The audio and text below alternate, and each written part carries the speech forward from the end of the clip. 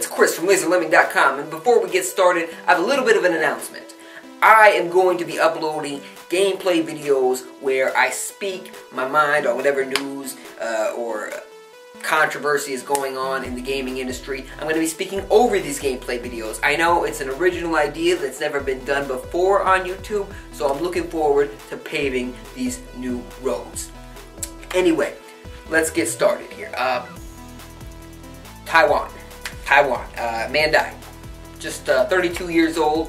He died in an internet cafe. Remember internet cafes? Some of you guys probably have never been to one, but it's pretty much just what it is. It's a little area with a bunch of computers. You could play video games, you know, LAN parties kind of thing. Counter-Strike's big in these kind of places. I'm sure now the what is it called? League of Legends, that's probably big in them now too, and Minecraft as well. But these have been around for probably about 15 years now, maybe even a little bit longer than that.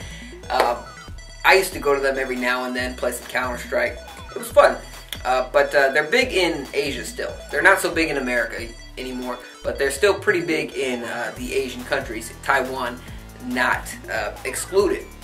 So 32-year-old man, he has kicked the bucket. His heart died, cardiac arrest or something like that. But his heart just quit. Just quit on it. He was gaming, doing a 3-day gaming binge. When he stopped, who knows, it could have been longer than that after that. But he died. He died.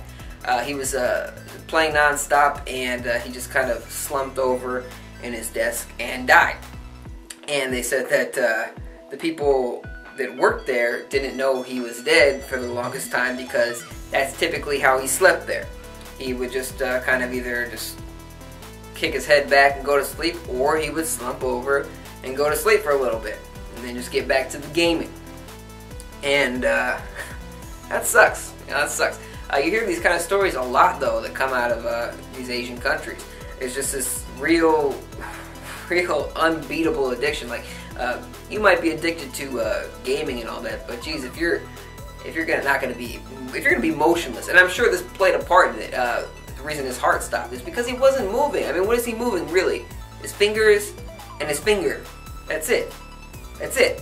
His legs aren't moving. He's not getting up much, if at all. And so what happens is the blood in your body just stops moving. You have little circulation, and you're just going to stop. You're not going to live. So you're not getting any exercise. You're not getting any kind of cardiac cardio, pretty much. You're not getting any cardio. And when you're motionless, you know, shit's going to go bad, especially when you do this often, because his family was quoted as saying that he would often go to these internet cafes for 2 to 3 days at a time, and they wouldn't see him. And another sad piece of info in this story was that when the paramedics came to pick him up, he was already dead, but when the paramedics came to pick him up, nobody in the cafe even acknowledged what was going on. They just kept on fucking clicking away, zoned out, zombied out. And I think that's kind of sad. And what's even sadder is that this is not actually the first death in Taiwan through internet cafe this year. It already happened apparently in beginning of January, I think January 1st. Way to kick off the new year. A 38-year-old man in Taiwan died after a 5-day gaming binge. So he outlasted this other guy who was known as Hisu or something like that. I don't know how to pronounce it. But he outlasted him. But 2 deaths in an internet cafe in less than a month. That's not good. That's not good. I don't think this necessarily means we need to like come up with any regulations on this sort of thing, but I think, you know, if you're a private company, maybe you do. Maybe you want to require that these people have to get up every now and then, at least take an hour break or something. Something. After, you know, every 5 hours, you gotta stop for an hour or something like that. Come back, we'll save your seat for you. Something like that. I don't know. But apparently these cyber cafes are very cheap. What I was reading was a GameStop article, by the way. I'll try to link it. But it said that you can pretty much play for 8 hours at a time for as little as $2. That's a lot cheaper than I ever paid 10 years ago, 15 years ago. So it's no wonder that there's a lot of people that do this, that are drawn to this. Because this guy, he didn't have a job.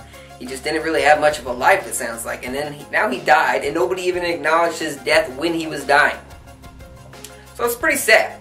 But But I'd like to know your thoughts on this. Have you ever been to a cyber cafe? I know it's kind of gone the way of the arcade almost, but have you ever been?